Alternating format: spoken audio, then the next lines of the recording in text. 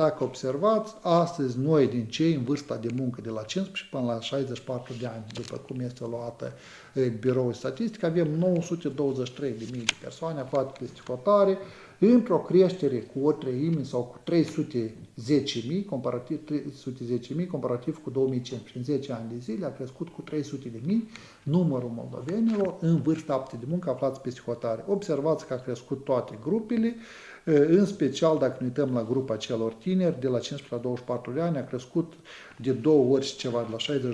până la 147. La noi toate grupele au crescut, însă cel mai rapid, cea mai mare migrație care avem în ultimul timp este a tinerilor, în special aceasta se întâmplă